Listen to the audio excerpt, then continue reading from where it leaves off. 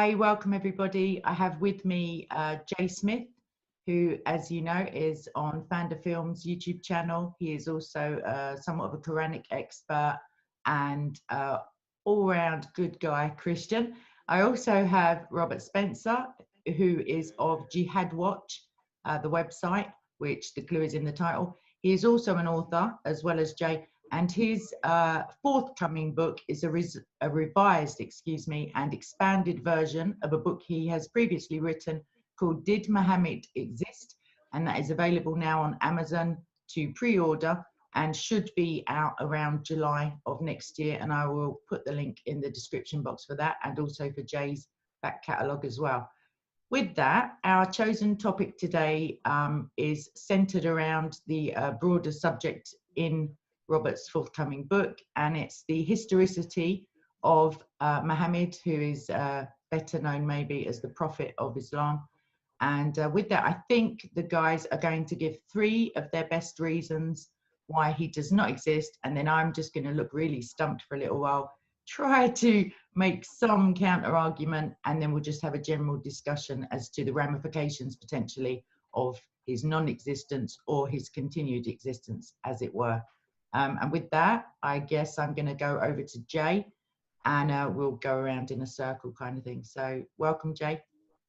Well, thanks, Kay. Listen, I'm here really to listen to Robert. I would like to know what he thinks about all this new material. And also, I would like to hear from Robert why suddenly 2020, this has just exploded. What's going on? Suddenly, you've had your book out, Robert, since 2012. That's been out 8 years. We've had to digest it. Many of us have worked on it. But suddenly this year, 2020, 2 things have happened. One has been that interview about the Qira'at and the Ahruf that happened on June 8th with Yasser Qadhi and Mohammed Hijab. And that has taken a life of its own. It's known as Holes in the Narrative. That's the title that's given to that discussion. And that has been going right across the internet. People have lost their jobs. Muslims have left Islam. There has been an enormous amount of backlash from the Muslims. And we're just sitting tight and pretty because we've known that this is going to happen. We didn't know it was going to happen that quick. Simultaneously, your material on Did Muhammad Exist has suddenly come frothing to the surface. And people like Mel from Sneakers Corner, and also Bala from Sneakers Corner, and also our good friend Murad from Sneakers. They're all 3 from Sneakers Corner, but they're from 3 different countries. One, Mel, is from, he doesn't want me to tell you where he's from, but it's in Europe. I would say another guy named Joe, who is also from Europe, and then Murad from the Middle East, and then Bala from India. They have been working on this material for over 20 years. And I have been working on it for 25 years, ever since I did my first debate on it with Dr. Jamal Badawi back in 1995 at Cambridge University. So those of us who've been working at it in the background and letting it simmer and simmer and simmer and simmer, your book came out in 2012, Robert, and really exploded it. And that really gave a real impetus. But I didn't know you back then, so we really didn't have any contact. But in 2020, suddenly, an enormous amount of new material has just come to light in the coins and in the inscriptions. And also, we think we now know who the original Muhammad was. But all this was not around a year ago. What's going on here? Robert, maybe you can help us. I really, I wish I could. I think the major thing that I would liken it to is the fall of the Berlin Wall. And you may recall that in the mid-'80s, the early '80s, people were saying the Soviet Union is here to stay. We have to pursue détente. We have to figure out some way to get along with them. And it was only Ronald Reagan and a few others who thought, no, this whole superstructure is ripe for destruction. We just need to give it a little push. And he turned out to be right when nobody else saw it coming. And within a few years, the Berlin Wall came down and the Soviet Union collapsed. I think it's the same kind of thing here. You're very generous and kind to say that my first edition of Did Muhammad Exist in 2012 exploded this into the public consciousness, but I rather think that it's been your pushing and your colleagues debating Muslims going back to Badawi in 1995 and continuing to show, like, for example, the famous incidents of showing all the Qira'at at Speaker's Corner in London, in Hyde Park, and Muslims getting so angry and trying to snatch the Qur'ans away from you as you're leaving. these kinds of things made for an atmosphere where Muhammad Hijab and Yasser Qadi and others could no longer ignore or simply deny and dismiss the fact that there are different versions of the Quran. They couldn't pretend anymore that the Quran has been perfectly preserved and the text has never been altered and every last manuscript of the Quran is identical to every other manuscript. It was just too obvious. The weight of the evidence was too much. And I think that's what led to the notorious discussion that you mentioned between the two of them earlier this year. And the fact that others, Shabir Ali and others, have had to say that there are different copies, different editions, different versions of the Quranic text. They simply have to, because it's patently obvious to everyone. And so their old apologetic tactics don't work anymore. They have to formulate new ones and come up with some way to explain all this that has happened. All this that has come to light, I should say. One of the, and Kate, jump in at any time. Yeah, what I'd like to just add is that we, of course, know that well, if you're defending the truth, there's absolutely nothing wrong with trying to verify historically, discounting religious scripture as the clear historical evidence of the Bible, for example. There are people who have, for at least 300 years, attested to and researched the historical reality of Jesus. And I think that potentially Islam is way behind in that because of the red line and because of the fact that Islam views it as a sacred scripture. However, academics are not necessarily bound by this view, as it were. So I'm going to let Jay go on, but I'm hoping to hear your solid reasons, because I'm on the fence, to be honest. So, yeah. Okay. Before we get into that, could I suggest something else is going on simultaneously? There are two different debates going on. One is the debate with Islam, which obviously is a debate they don't want to get involved in. And then there's also a debate within Christianity. And this happened last Saturday with David and myself, the debate that we had on this very subject. And you have two polarizing positions, but I don't think they necessarily need to be polarized. But I'd like you to, again, Robert, you know what I'm talking about. You're talking about the myth makers that we're called myth makers and the realists. That's the two names they give it. The realists would be those that adopt the Islamic traditions, adopt Ibn Hisham, Al-Bukhari, Al-Bukhari, Sahih Muslim, Ibn Dawud, all the Al-Tabari. These are the four genre, the traditions that Muhammad that they paint in the 9th and 10th century is the real Muhammad. And what we're doing, you and I are doing, and people like Mel and Joe and Murad and Bala, really, there's only about 5 of us who are doing this. Those of us who are kind of saying, no, wait a minute. There's a whole nother narrative that's missing, and that's the 7th century narrative, that we're myth makers for introducing that. What do you think about that? I was sort of taken aback by that coming from people who are in this field and who deal with the texts, some of the ones that you listed just now, all the time, because it seems to me to be basic. Everybody should know. Obviously, David Wood knows, and many, many other people know, that Bukhari, Muslim, all the rest of the Sahih Sita, the reliable Hadith collections, the Sirat literature, it's all from the 8th century at the earliest, the mid-8th century, and most of it is from the 9th century. So we're talking about 150 to 200 years or more after Muhammad is supposed to have lived. This is not controversial. This is not disputed. These things are readily establishable from even Islamic sources, that there simply isn't any early attestation of Muhammad's existence. And so I'm surprised that we're being called myth makers. I was very taken aback watching your debate with David that he was talking repeatedly, calling us conspiracy theorists, as if we have some, and putting up that graphic of the people with the tinfoil hats on, as if this is some nutty, crazy thing. The contrast struck me between his attitude in this debate and his attitude in the debate that he and I had on the same topic 8 years ago. There was none of this sneering, none of the charges of conspiracy theorizing and so on. Maybe I've forgotten, but I don't think that he was anything but completely gracious about the whole issue.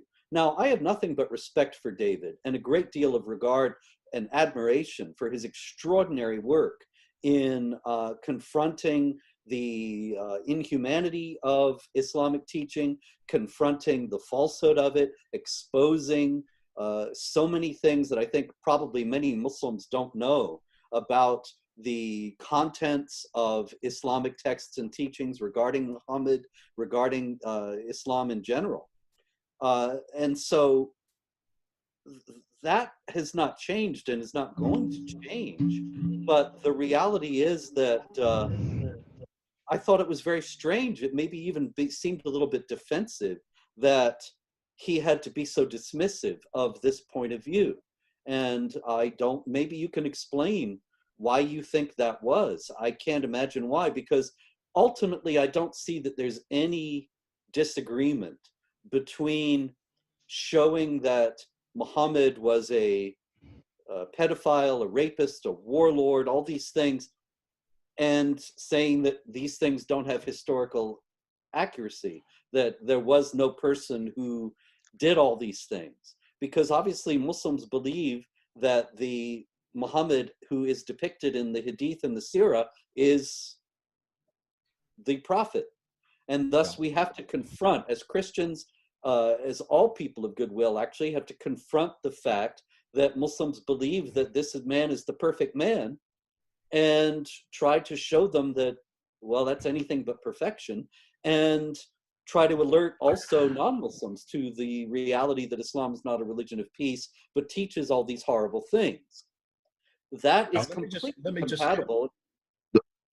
Let me explain what was going on there and what you're picking up, and it's other people picked it up as well. If you go up onto David Wood's Act 17 Apologetics, to that debate, about 63,000 people have watched it now. Look at the comments, and the comments reflect what you're saying. There's a comment after comment after comment. David, what's wrong with you? You lost this debate. Why are you name calling? Why is it you only kept to one point all the way through? You kept repeating your point. You kept repeating principle of embarrassment, principle of embarrassment, principle of embarrassment, and then you talk about the psychological problems with Muhammad because he didn't have a father, his father figure, which is, it's path. It's nothing really. But what was happening, and people didn't know the background to that. We had been there the whole weekend, David and I and Sam Shamoon. And if you know anything about David and Sam, they play on each other. And there is this, and that's what was happening the whole weekend. And the whole weekend, David was mocking me. Oh, here's the book of the man. Here's the book of the man, book of the man, book of the man, because that's the phrase I always use. And then he was saying, I'm going to destroy him. I'm going to destroy him. Watch and see. I'm going to destroy him in the debate. So that's the background. And I don't get into that. I just sit. It's like two of these boxers before they start a fight. They sit and stare each other down. That's what David was doing with me. He was trying to stare me down. I'm too old for that. I got gray hair, and I'm not sitting there. I could not stare him back. There's no way I could keep up with David with his repartee. He's quick on the uptake, and he's terrific at that kind of parlance. I'm not. It's not my generation. So when the debate started, he was still in that mode. And that's, as soon as I saw that he needed to shut down that mode and get into debate mode, which was okay. But when I had to laugh, though, remember at the very beginning, he says, Muslims, I'm on your side in this debate. You got to agree with me. It was everything I could do to keep from laughing, because I knew where he was going to go with this. I didn't know that he was going to use your material. I didn't know that he was just going to use the very same points, the same 8 points he gave to you. I had a blank piece of paper waiting to write down all his major points. I didn't put pen to paper at all. I didn't need to. I just looked at the copy that I had made from your debate, and I just checked off every one of the categories that you had put up, or that he had put up, and you had completely destroyed 8 years ago. And that's why I was surprised that he hadn't moved on for 8 years. But let's get back to this idea.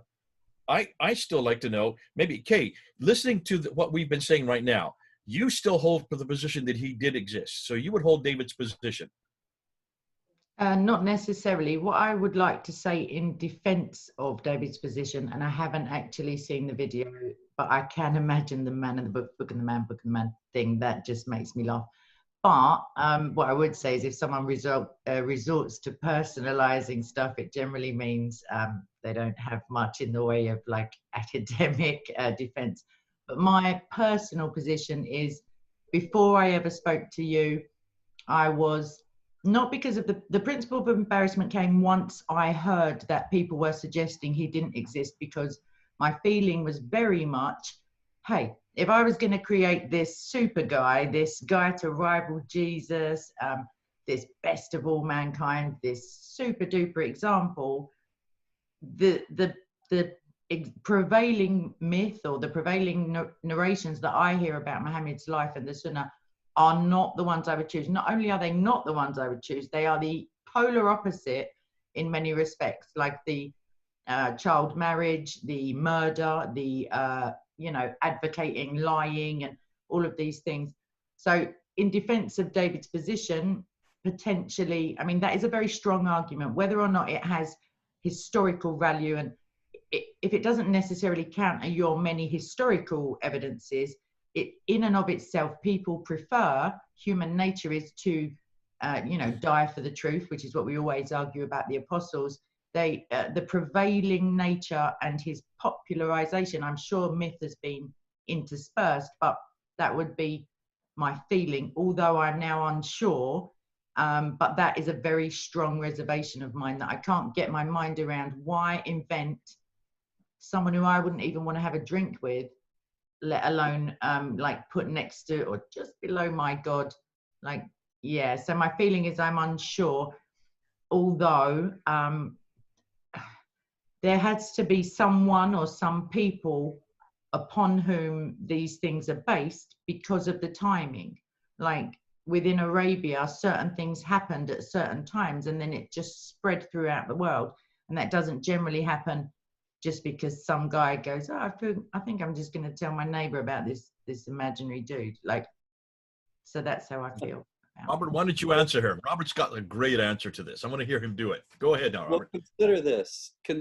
You know how people say that travel is broadening because if you go to another place, you see that people behave differently and have different attitudes and assumptions from the ones in your own home, in your own area.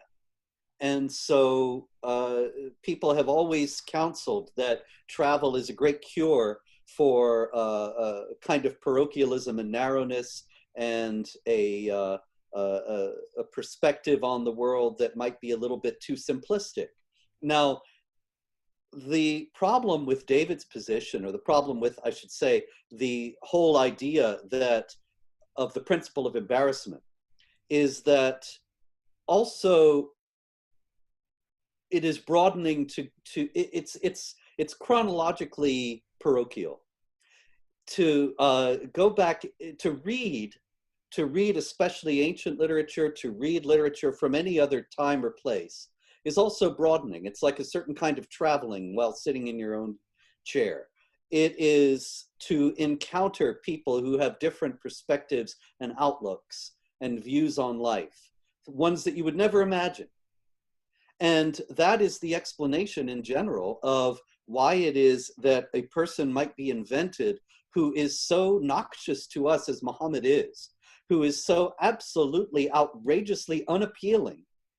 And people think this is the perfect man. This is the model of all conduct. This is the prototypical human being, because those were their values.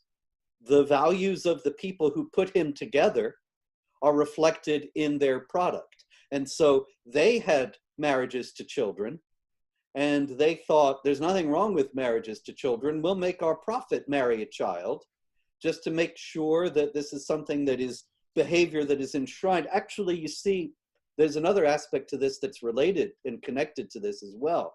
And that is that there were differing factions in the Muslim world. Jay emphasized in the debate with David just now that Islam as we know it is a product of the Abbasid Caliphate. And this is something that corresponds with my own work in Did Muhammad Exist? That the Abbasids charged the Umayyads, the preceding caliphate that ended in the year 750, with irreligion, because they were coming in with what we know of as Islam, which had not been formulated in anything like the way that it is now during the Umayyad period. But there was a great long period of flux in which you have people of different factions, and not just the Umayyads and Abbasids either, but others as well, who are vying for hegemony in this group. And once the idea of Muhammad as a prophet, as an individual, gets established, and people are inventing various stories about him, even the Muslim sources agree that stories were invented in order to support the point of view of a particular faction on a particular issue. So that, for example, you have Bukhari, the collector of hadith, and he supposedly went around the Islamic world and collected stories of Muhammad's words and deeds. Then he rejected them as inauthentic and kept 7,000. And even those are full of repetition. It's a whole lot of stories that he rejected, hundreds of thousands that are considered to be forgeries. Tens of thousands, hundreds of thousands of stories of Muhammad that Muslims will tell you are forgeries. Now, the ones that remain have no greater value historically. They don't date from the 7th century. They're not attested by oral tradition. In their existence is not referred to. There is nothing. It is just that they reflected the party that won out, the point of view of the party that won out. The party that won out may have wanted child marriage, may have wanted especially a warrior prophet, so that they could point to the example of their prophet, because they themselves were warriors and they wanted to expand their empire and protect it. And so they needed to invent a prophet who would hold up war as a value, and so on. You can take every one of the strange things that David notes and many others and explain it in a way that makes sense in light of the perspective of the people who are inventing the stories. Like, one of the most difficult is, as they discussed in the debate, is in Surah 33 of the Quran, where Muhammad marries his ex-daughter-in-law. He, according to a hadith, his daughter-in-law was very beautiful, Zainab, and he went to see her. He went to see his son, actually, his adopted son, Zayd, and Zainab opened the door. She wasn't fully dressed. Muhammad went away, overcome with the impression of her beauty. And Zayd comes to him later, because he did not have a happy marriage, and he says, how about I divorce her and you take her? And Muhammad said, no, keep your wife and fear Allah. And then later, Allah tells Muhammad, you shouldn't have rejected this. I want you to marry Zainab. And so Muhammad wakes up out of his trance and says, who will tell Zainab that Allah has married her to me? And so this is this terrible story of Muhammad being a lustful individual who can't control himself and ends up seizing the wife of his adopted son. And people, Christian apologists and many others, have pointed to this throughout history and said, see, your prophet is somebody who can't control himself and is overcome with lust. He's hardly an example of human behavior. But what is a telling aspect of the story that is often overlooked is that when it's told in very elliptical and fragmented fashion in the Quran, it's really just alluded to in the Quran itself and then elucidated at greater length in the Hadith. The Quran ends up with the episode in chapter 33, verse 40 by saying, Muhammad is not the father of any of your men, but he is the seal of the prophets. And the adopted son is disavowed, because adoption is disallowed in the same chapter of the Quran. So the whole thing, some people have posited, particularly a scholar, David Powers, has posited that the whole thing is about the fact that in Hadith literature, you'll also find the idea that all the prophets are related. Of course, the Quran notoriously says that Jesus is Moses' nephew, because they call Mary, his mother, the sister of Aaron, his brother, confusing her with Miriam, the sister of Moses, because it's the same word in Arab, same name in Arabic, Maryam. So if all the prophets are related, if all the prophets are related, if Muhammad has a son, even an adopted son, then he is also a prophet, because Muhammad's prophetic gift would pass on. That's what the Shiites think to this day, that the household of Muhammad has something of his prophetic spirit, and that's why the imams, as the successors of Muhammad, have to be related to Muhammad, because then they will carry on his prophetic call. But if Muhammad has no sons, then he's the seal of the prophets. And that, if you were an Islamic state that wants to center your polity around this warrior prophet, and you want to make sure that no other prophets arise who could disrupt this state and maybe cause even a civil war, then you put in this story that shows he doesn't have a natural son, he doesn't have an adopted son, he's the last prophet. And so this is the one you all have to rally around, and there can be no more prophets. All these people are pretenders that we can put to death. They are not people anybody should take seriously. So even that story doesn't necessarily, even though it's deeply embarrassing to Muslims from the standpoint of any rational morality or certainly of Christian morality, nonetheless, it doesn't necessarily establish anything regarding the historicity of the figure discussed. Okay, so on that point, that was a lot of information, but I'm just going to quickly, I'm not texting people, by the way, I'm just writing notes on my phone because last time I got some grief for holding my phone. I'm going to briefly jot through what I was thinking as you were speaking. So when you talk about the normalization of pre-held values that aren't necessarily our Western values or are the antithesis of our Western values, what I would counter that with is that even though it was 500 to 600 years difference, there were Jews in the area, there were Christians, those were the two biggest religions within the area. Okay, I'm going to disagree with Jay. I'm going to go ahead and say they were present within it was a trading area. The heretical, Jay, stop waffling, stop waving me. Right, so there were, okay, hold your horses, I'm coming to you. So there were theists, and there were Nasara, there were people who had access to heretical and Christian writings, and the Torah, if we believe the story of Muhammad venerating it, was extant, whether or not he could read it or not. The people around were not prone, I don't believe, to child marriage as we would understand it, as in 6 years old and consummation. They were for sure, 13, I think, is the current bat mitzvah age. So yeah, I'll agree that it was slightly lower than westernized countries of today, but I don't believe that the prevailing, like the pre-existent religions before Islam was revealed or crowbarred into this area were, maybe the pagans were, I don't know much about them, but the Christians and the Jews certainly were not. So I would argue that if you want to include Isa as a counterfeit Christ in your great narrative or in your divine revelation, and to describe him as the word of Allah, and have him as righteous or pure in Surah 19, then you need to out-pure him to make your guy the best example. So that's one thing. Jay, I'm hurrying up, I promise. So the tradition of, grading hadith, because you say, then they threw out so many accounts of him, that it could lend credence to the fact that the ones that remained were by some systematic, going through, were deemed to be sahih, although of course the hadiths, like you said earlier, probably 9th century when it's established as a science, sorry.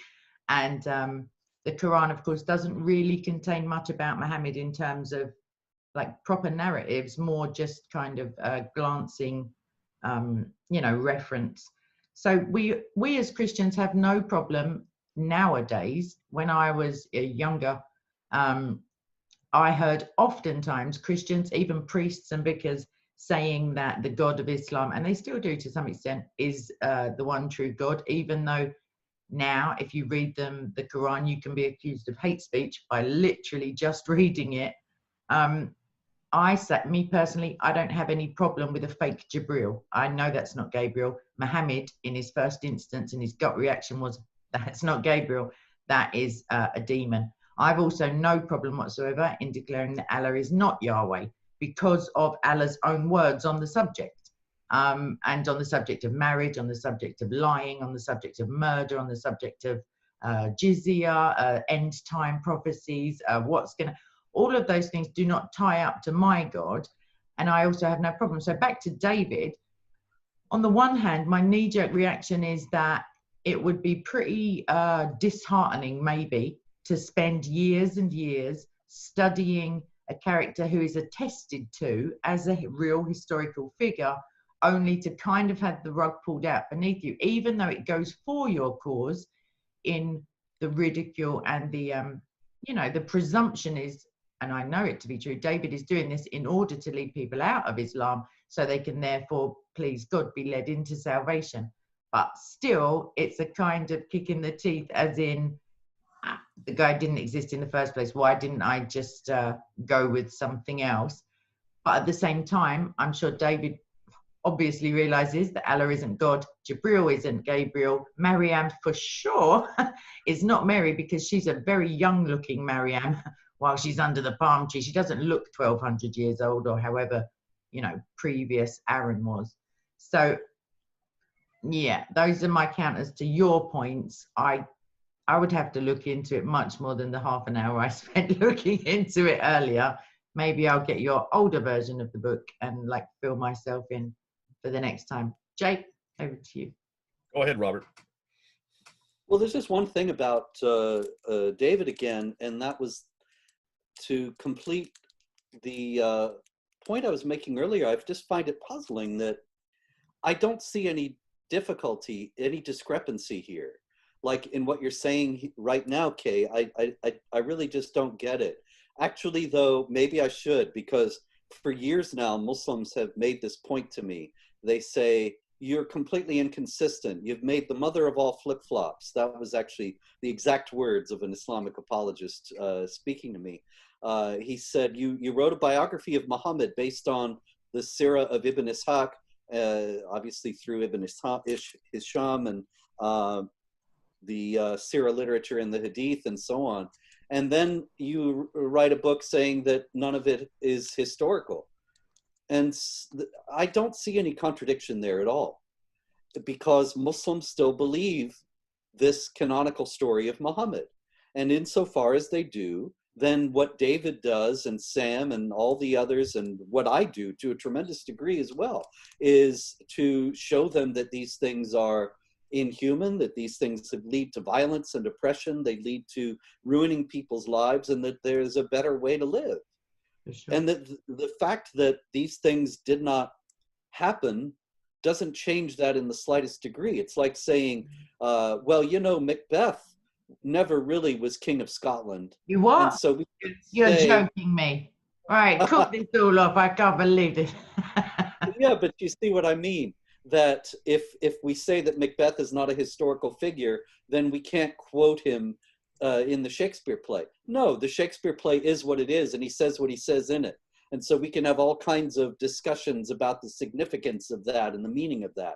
But that doesn't mean that he actually lived. And it's the same thing here. I don't see any contradiction.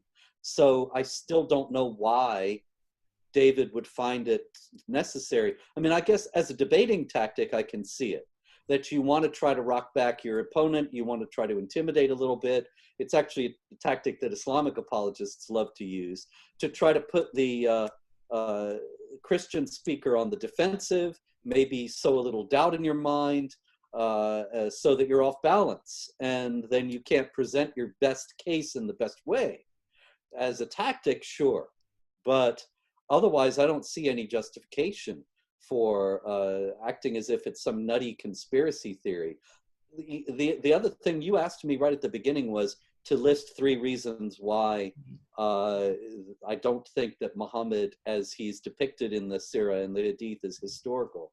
And one of the primary reasons for that, and one of the reasons why this is not a nutty conspiracy theory, is that for the first nearly a century, and certainly for the first 60 years after Muhammad is supposed to have died, then you don't have anything about him and virtually no mention of him. There are a couple of scattered mentions here and there of Muhammad in non-Muslim literature. And then there's no Muslim literature about this whatsoever. And so you don't start to hear about Muhammad, the prophet of Islam, or Islam itself, or the Quran, until the late the last decade of the 600s and the early part of the 700s. And that is, Muhammad died in 632, so that's an extraordinary gap. If you compare, and this is another useful thing to do, in the first place, though, I have to add the caveat that the situations are completely different. Muhammad may be completely fictional, and that doesn't have anything to do with the historical investigations of Christianity. Many, many people, when this, with first edition of Did Muhammad Exist came out, and I was going on radio shows and talking about it, so many radio hosts asked me, well, what about Jesus? Can't you say the same things about Jesus? And so I had to say, well, you know, in the first place, that's completely irrelevant, because it's just two separate situations and they may have nothing to do with one another. But also it's a useful analogy, because the Lord Jesus died and rose from the dead in the early part of the 30s of the first century. So it's roughly analogous to Muhammad in 632 dying, 600 years before. And so if you look at the 30s, when Jesus dies and rises again, then you look at the 90s, 60 years later, you have the New Testament has been written, you have non-Christians speaking about the existence of Christianity and of churches, you have churches all around the Mediterranean area, you have the post-Christian writers, Clement of Rome and so on, writing and making reference to various passages of the New Testament. So you have a great deal of attestation of the existence of the Lord Jesus, a tremendous amount, much more than you have in the case of Muhammad, where, just by contrast, in the year 638, 637, 638, thereabouts, the Arab armies conquered Jerusalem. Now, you would expect, if this was 6 years after Muhammad, and if Muhammad was real, if Muhammad was the false prophet that David talks about, that if Muhammad had told us everything that we have now in the Hadith, that it was all spoken the way that it's depicted in the Hadith, that he said it all, and the Quran was all together, I mean, all written, not collected together, but the entirety of the Quran, because after all, it was revealed to Muhammad. So by 638, if the canonical story is true, then the Muslims have the Quran, and they have this incredible wealth of material. It's an oral tradition, but that's not disqualifying, because this was a time when people had, when in oral cultures, people had prodigious memories. You know, Homer and the Greek bards, they memorized all of the Iliad and the Odyssey, no problem. And so the Hadith literature may have been all preserved orally, but it had to exist if it all comes from Muhammad. So in 638, because Muhammad said, and the Quran says, to make war against the unbelievers and subjugate them and so on, they conquer Jerusalem. One would think that they're talking all about their prophet, all about their new religion, all about their holy book, because that's why they did this, right? And so there's a very famous story, a legendary story, of Sophronius, the Patriarch of Jerusalem, the leader of the church in Jerusalem. And he meets Umar, the Caliph, at the gates of Jerusalem and shows him around the city. And at the Church of the Holy Sepulchre, the church that houses the tomb of Christ, where he rose from the dead, Sophronius invites him in and says, go in and say a prayer. And Umar magnanimously and generously, graciously says, no, I won't go in and pray there, because if I do, then my followers will claim it for a mosque, and I'm going to leave this church for you Christians. That story is told to this day as an example of Islamic tolerance. However, that story also, like the Hadith, doesn't date from anything earlier than the 9th century. We only hear about it first in the 800s.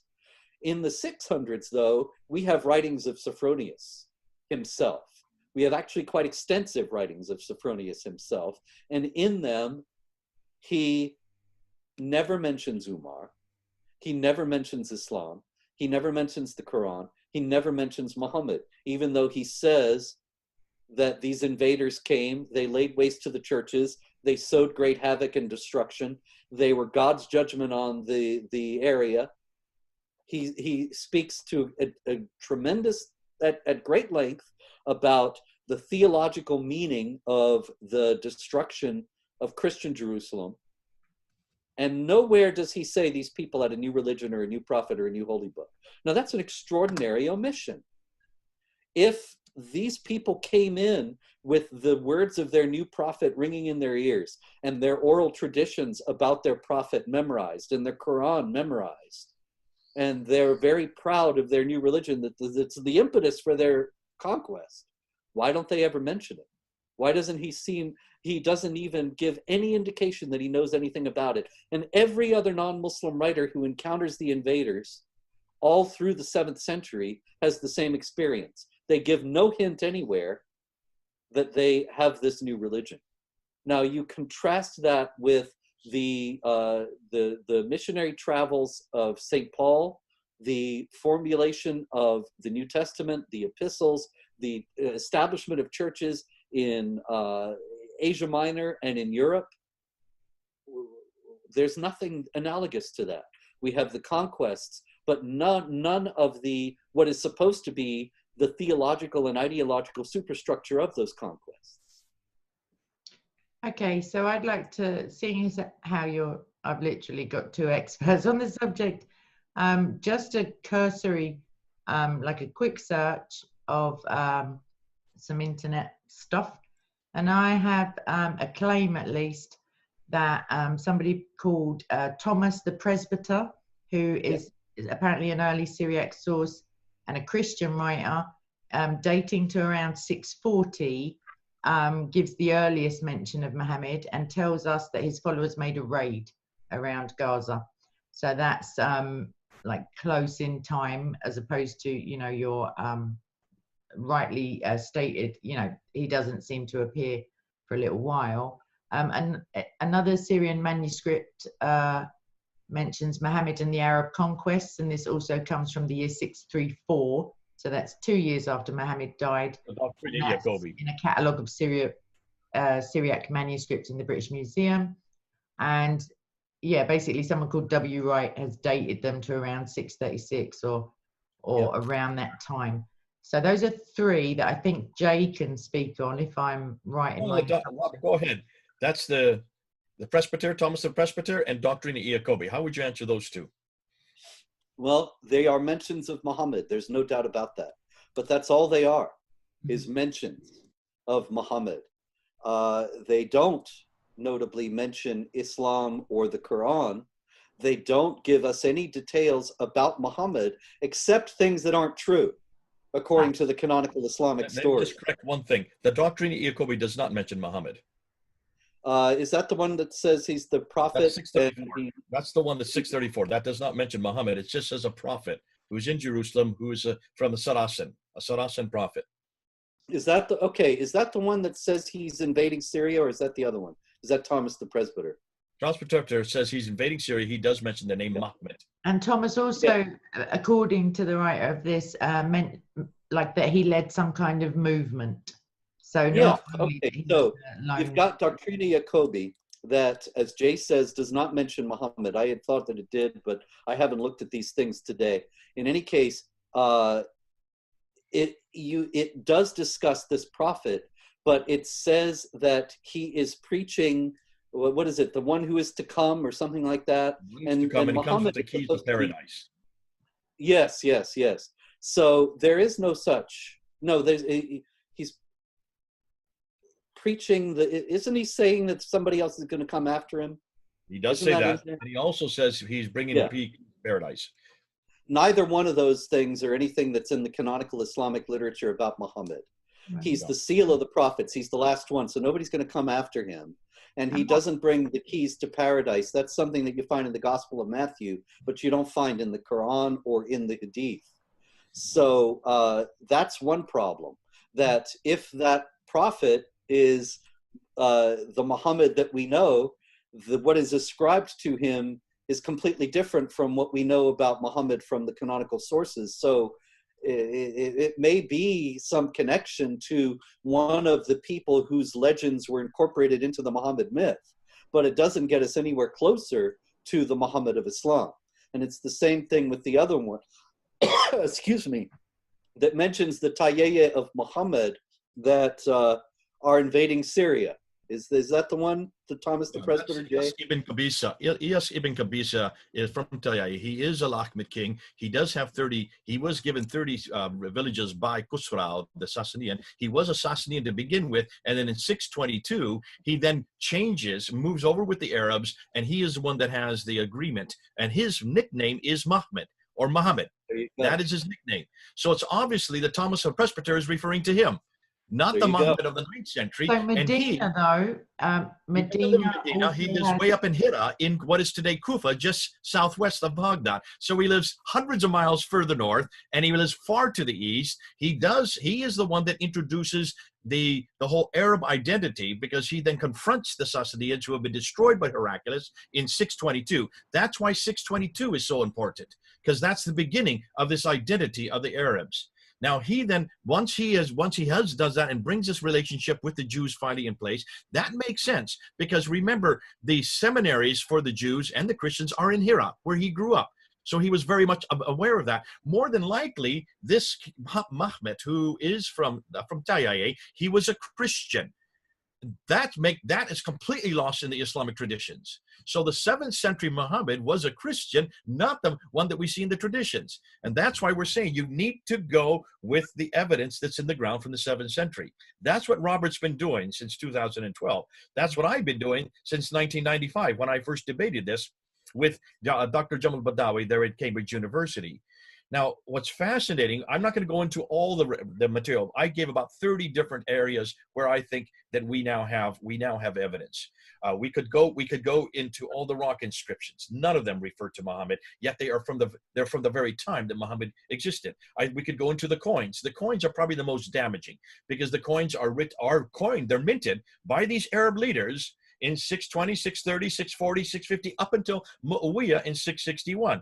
His coins are then minted. Nothing, again, as Robert's been saying, there's nothing on any of these coins for someone named Abu Bakr or Umar or Uthman or Ali. Their names don't appear. Yet that's how you introduce yourself when you're a leader. You introduce yourself with coins. No, none of them are on those coins. Muawiyah is the first of what we would think of as a Muslim leader, but he has nothing to do with Islam, because all of his coins in the east, which are silver, are all Zoroastrian. All of his coins in the west, which are gold and copper, are Christian. He's wearing a cross on his head. He's holding a cross in his hand. Why would a Muslim be holding a cross in his hand?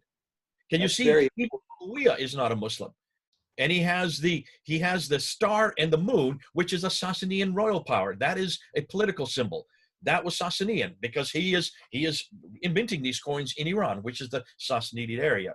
But I think we could go into a whole pile of this if we want to. I don't think that's important. What I would like to do is segue a little bit into this idea as we being the myth makers, Robert. Remember, he said we're the myth makers, we're the ones that are conspiracy theorists. And he missed, I think, the most important argument that every Muslim, whenever I brought any of this material for, they always come back with one argument. They would never come back with a principle of embarrassment, for one very good reason. They don't think he's embarrassing. He's quite normal. In fact, we think he's embarrassing because we're looking at him with biblical eyes. And from a biblical perspective, he is absolutely embarrassing. They feel offended by it, but they don't see it as anything that's going to change their mind, because they don't see it offensive. They realize that we see it as offensive. Now, the one argument they always come back with is the argument from silence. That's the one David never used on the day. He should have gone to the argument of silence. Dr. Joel Badawi said that of me. He said, you have nothing to show for what you're saying. It is all silence. But absence of evidence is not evidence of absence, which is what you hear all the time. Now, how do you deal with that one? Because this one I love. I wish David had gone into this. How would you deal with this, Robert? The fact that we do not have any evidence for Muhammad in the 7th century, and they have all the evidence from the 9th century. Well, there's so many problems with that. There's so many ways to tackle that. One of the primary ones that I use generally is to say that the argument from silence in this case is much more significant because the actions of the people involved are supposed to be motivated by the teachings that aren't there. And so that is connected to what I was saying before, that you have, for example, these invaders, and they're supposed to be motivated by the martial teachings of the Quran and Muhammad, and yet they never mention the martial teachings of the Quran and Muhammad. That's not your ordinary argument from silence. You have Muawiyah with his coins with crosses on them, and he's a Muslim ruler. There was a Muslim reviewer of the first edition of Did Muhammad Exist who said that I make a great deal of the fact that some of the early Muslim coins have crosses on them. And really, that just shows Islamic tolerance and how they had a light touch when they conquered Christians and allowed them to continue to put crosses on the coins. Well, in the first place, we know that Islamic rulers have never acted that way anywhere in history. You can read my other book, The History of Jihad, and see that everywhere, without any exception, that Islamic jihad armies have conquered, they've ruled with a very heavy hand whenever they were obeying Islamic law, and that meant that the Christians were sharply rebuked and restricted in their observance of their faith, and that particularly that meant public display of the cross, because Muhammad says that Jesus is going to come back and break the cross, and the Quran says that they did not kill or crucify him. So Robert, would you not say also that Muhammad, the Muhammad of the traditions, is very much in that paradigm? Did he ever broker anybody to confront him? Or look what he did with Marwan, Asma bin Marwan, who only wrote poetic verse against him. He had her assassinated. He had 25 people assassinated. Look what he did to the Jews, the Banu Kainuka family, the Banu Nadir family, the Banu Quraiza family. They wouldn't support him and would not sign the Constitution of Medina. He had them thrown out, or he had them executed, had their throats slit, and the women taken as slaves. So Muhammad, the Muhammad of the tradition that David and the Kay are trying to support, was very much a bombastic and very much a militaristic. Sorry, stop right there, sir. Don't throw me under the David bus. At the moment, on a fence. I'm on a peripheral. Well, she's climbed up onto the fence in this last hour. Have you noticed? Well, because I don't mind the I mean, I just need to find my tinfoil hat at least. I can't just bring out the crazy, as it were. Not now. You're absolutely right. You know, it is an Islamic apologetics point nowadays.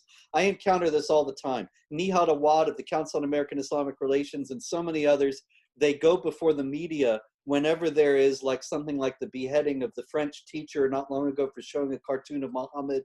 And we hear it again and again and again, that Muhammad behaved gently. Muhammad was kind and respectful toward those who insulted him and mocked him and ridiculed him. This is absolutely false according to the canonical Islamic literature, as Jay has pointed out. And as a result, the Muslims read the canonical Islamic literature and they believe it. And so they have never, the believers in that canonical Islamic literature, behaved anything but harshly toward non-Muslims, and particularly toward the cross. So the idea that a Muslim ruler, Muawiyah, would have put crosses on the coins it flies in the face of any kind of rational calculation of how he would have behaved. And so it's not remotely like just an argument from silence, because it's not just a silence, it's a direct transgression of the principles upon which his state is supposed to be based. Yeah. And we have the before him, the rightly guided caliphs, so-called, the four caliphs, the four original caliphs, Abu Bakr, Umar, Uthman, and Ali. And they're supposed to be the golden age, the perfect guys. I mean, the ones who give us the best example of what a caliphate is supposed to be. And they're immediately, if we're going to believe that this is just this strange argument from silence omission, then they completely ignored and sometimes outright denied the basis and foundation of their faith and their political polity. their political entity. So it's ridiculous to think that this thing it arises, it is hatched by Muhammad, whether he was a true or a false prophet, that it comes from him. And then his immediate followers, his closest friends, the people who admired him the most, immediately threw it away and ignored it and trampled upon it. And it wasn't until decades later that it was revived. It's ridiculous, really. Let me just say this and end with this, and this is probably where we can bring it to a conclusion. When you stop and think, Robert, we've been called the myth makers. We're the ones that are coming up with this conspiracy theory. Could we not turn that same argument and turn it right around onto people like David Hutton's in the same camp? Could we not say that they are the myth makers? And can we not say really that all Muslims, every time they go back and they start referring to the 9th and 10th century traditions about this Muhammad, that they are now the myth makers because they cannot support anything that they are saying in the 7th century. And we suddenly are no longer the myth makers. We're not the conspiracy theorists. We are the realists because we are coming up with evidence from the 7th century, which they refuse to do. And in any historical critique, is that not what a historian should do?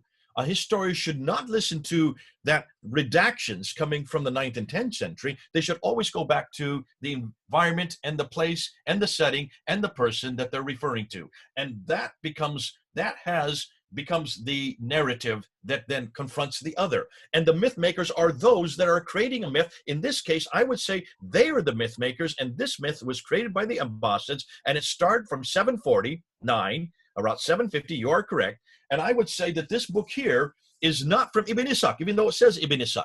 This has nothing to do with Ibn Ishaq. This has everything to do with Ibn Hisham. This comes another 70 years later, so it's taken them 70 years to finally standardize because Ibn Ishaq got it wrong. And that's why they threw it out and they created this more. So they needed that myth. And the myth that they finally came to was the Ibn Hisham, the Muhammad of Ibn Hisham. But they still didn't have his sayings.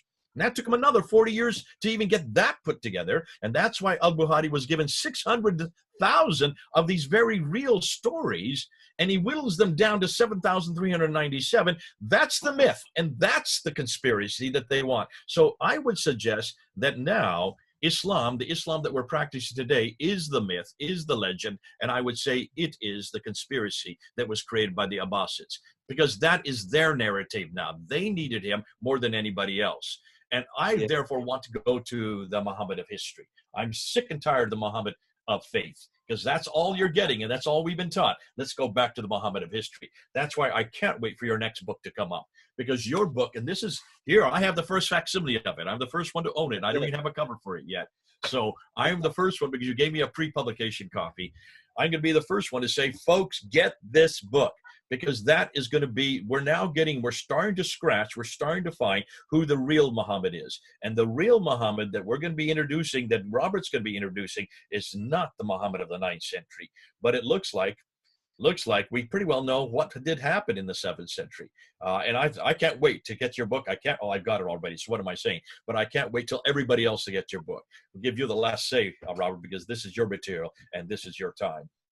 Well, thank you very much, Jay. You're really the trendsetter. You're the pioneer, I should say, in this field. And my hat's off to you. I appreciate your kind words very much. I thought your point in the debate with David was very extraordinarily precise. It was a Moab of its own in saying that he, as a Christian, ought to be reading the Gospel of Thomas if he is going to be working the way he works with Islam, because the Gospel of Thomas, instead of being something from the time of the apostles, comes up a couple hundred years later. And so exactly, if he's going to 200 years later, just like Ibn Hisham. Yeah. So if he's going to take material about Muhammad that's a couple hundred years later and act as if it's authentic at the expense of what you've discovered and others have discovered about the actual historical circumstances of the origins of Islam, then likewise he should throw out the canonical Gospels and go with the Gnostic Apocrypha from 200 years later. I was laughing. That's a very powerful point that You know, illustrates. David never picked up on it. He never, I don't even think Yeah, he sure. understood. But that shows who's wearing the tinfoil hat and who is the myth maker indeed. Okay, good stuff. Okay, you're muted.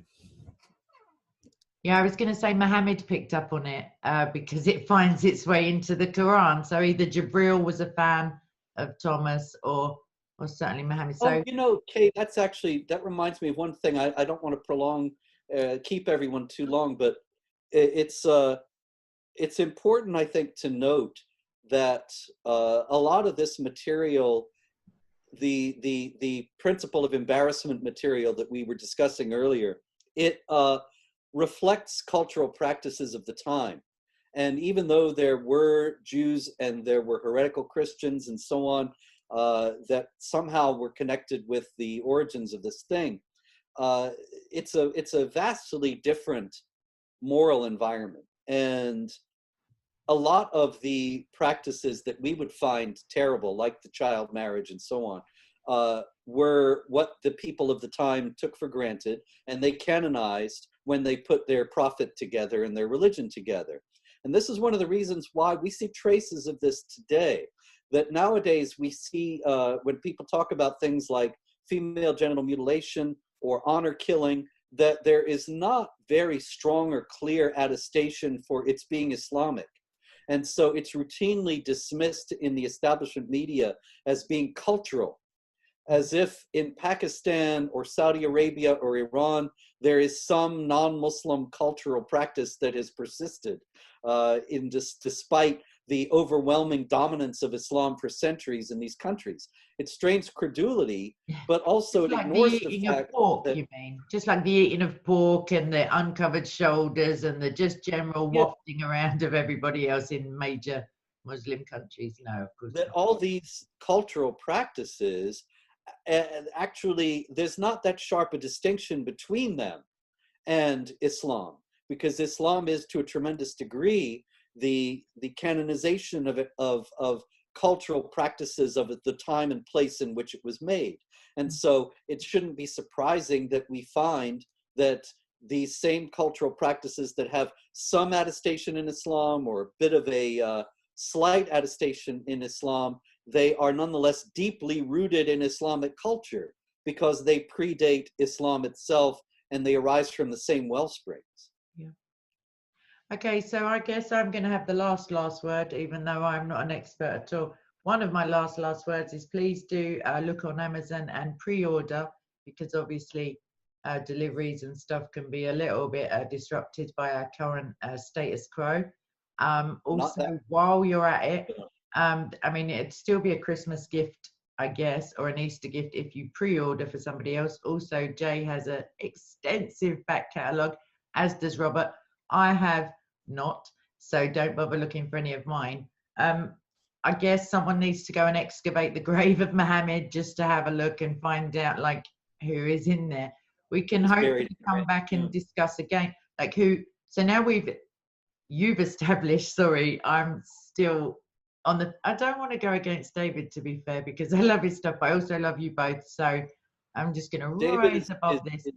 But one of the foremost collectors of the age. We won't watch. Extraordinary. It's a hallmark of the fact that we are Christians and not Muslims, that we are able to have disagreement and love each other and continue to respect one another's work. If we were all Muslims, maybe one or more of us would be dead at this point. Okay, so regards to this murderous intent. Let me just say one thing, Kate. Sorry, can I just put this? Let me just finish on this point. Continue to support David. There's no reason why you should go against David. David has to do this. Hatun has to do this. Sam Shamoun has to do this, because the vast majority, 99.9% of Muslims still believe that Muhammad, the Muhammad of the tradition, is their Muhammad. Yeah. Therefore, we've got to shut that Muhammad down. So David needs to continue. So do you. So do anybody else. In fact, that was my career. That's what my career was back when I was their age. I did that all the time. I've moved now into the historical critique because of the material that's now, the historical material that's come to the fore. But please, can you understand, whether David wins or I win, Muhammad loses. Loses, exactly. That's perfect. And what I would also like to add is that as Christians, none of us, I'm sure, I wouldn't like to speak for Sam because I just wouldn't, but I'm sure that Sam, Hatton, David, yourself, Robert, and I all agree that whoever Muhammad was, whether he was another dude, whether he was an amalgamation of people, whether he was just a complete fabrication, none of them, the Muhammad who is accepted within Islam is not. None of us Christians believe in a guy who potentially spat in a well and the water was somehow miraculously transformed, or defecated in the desert and an oasis may have appeared, or you know, like went so clearly against the teachings of Yahweh and yet was somehow like you know, riding off on donkeys and you know, basically that kind of I was gonna You're say making an that excellent kind of point. stuff. I've never heard of this pooping oases. Where does that come from? Well, no, I think the hadith is that oh my gosh, maybe I'll clip this out, but wherever the ground would swallow it up, and I don't know, some fragrant something or other, but toilet humor aside, I don't buy There it. you go. There's your next book, Robert. There's your next book. The man who pooped oases all over the Middle East. No, the other A lot of people serious say all my books are already in that vein.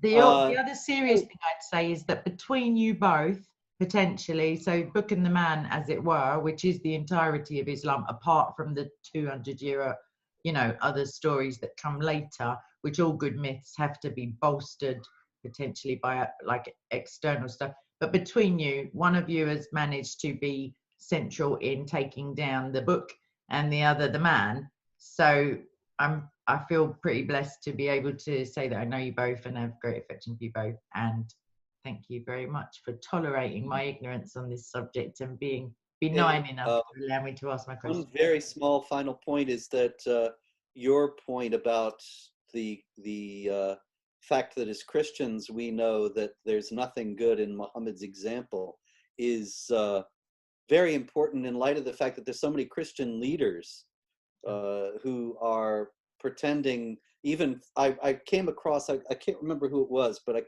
it was at Jihad Watch the other day, my website. It's a news site, and there was a Christian bishop, I think, Anglican or Catholic, I forget what he was, but in any case, talking about the prophet and saying how important it was that we recognize that we all worship the same God. This is a very dangerous and destructive idea that is causing a lot of damage.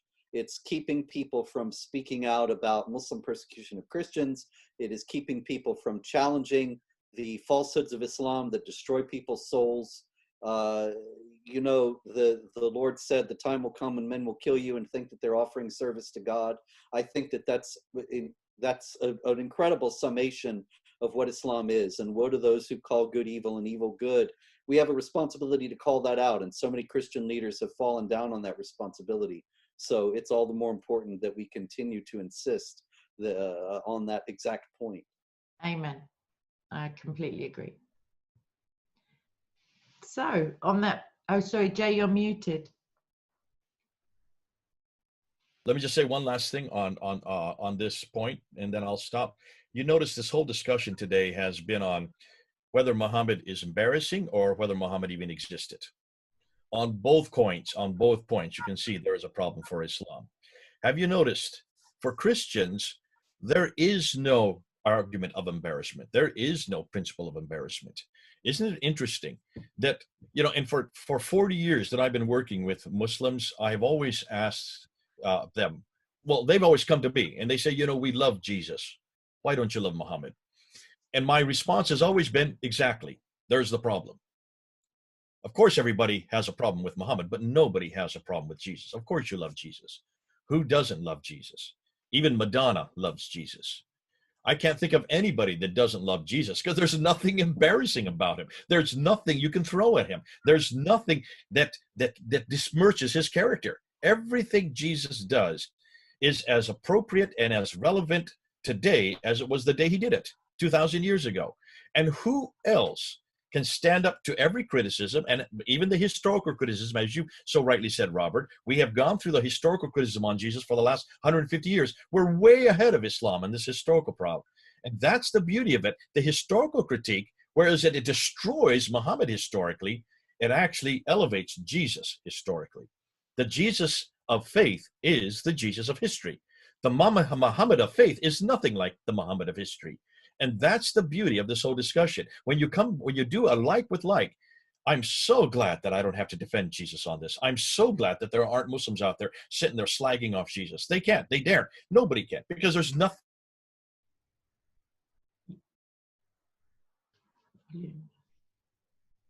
just like Jesus. He speaks for himself, he defends himself, and as far as I'm concerned, that's where the whole debate comes back down to. Yeah.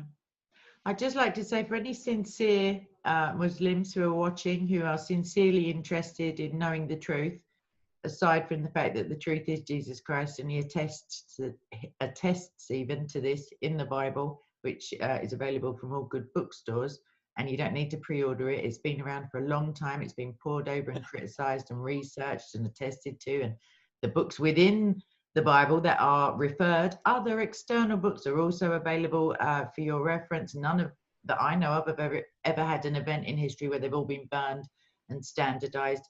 Every English translation is, of course, only one step away from the Greek or the Hebrew. They don't just go around like transcribing the last English one and the last English one. But for sincere Muslims, please don't, if possible, take offense at what we're saying, but with an open heart and an inquiring mind. Even though Muhammad says in references, don't ask questions, you're not asking questions if you're doing your own research. I think you're allowed to ask yourself questions and God questions. I think it's more like don't bother the scholars. So please do look into it. If you'd like any other information, obviously get Robert's book, look at Jay's work on the Quran and the preservation or non-preservation even of the Quran. And between them both, hopefully, they're both coming from a loving place, as am I. Christ says that we must love everybody, so that's you included, whoever you are, you unlucky chap or chapess. But yeah, please do look into it. Don't just have a knee-jerk, I'm being attacked reaction, because as Christians, the Bible, of course, says that you can insult Jesus. You can actually insult the Father, just you must not insult the Holy Spirit. Whereas I find it pretty suspicious that Muhammad is included in this blasphemy kind of prohibition, because really you only need to defend so vociferously a lie. If the truth speaks for itself and it can't be diluted or attacked or made lesser by falsehoods. So if what these guys are saying and what I'm considering isn't true, it should be pretty easy with God on your side to prove that. And you may find that you come to a different conclusion, and the real historical Jesus, not Isa, who is the only way to the one true God. And on that bombshell, that's a spoiler alert for anyone who didn't know the message of Christianity. I think I'm going to wrap it up. Please do come to Jesus, or at least in the quietness of your own room, just pray for the truth, pray for discernment. The Holy Spirit is actually in the Quran, so you can pray for the Holy Spirit to help you out, because Holy Spirit big in the game when it comes to discernment. All right then. Again, I find it difficult to wrap up conversations, as you are both witnessing, and so is everybody else. But I'm going to stop recording now and say, please do subscribe to Jay's channel, Fanda Films, with a P and an F. And Robert's, yours Jihad Watch on YouTube?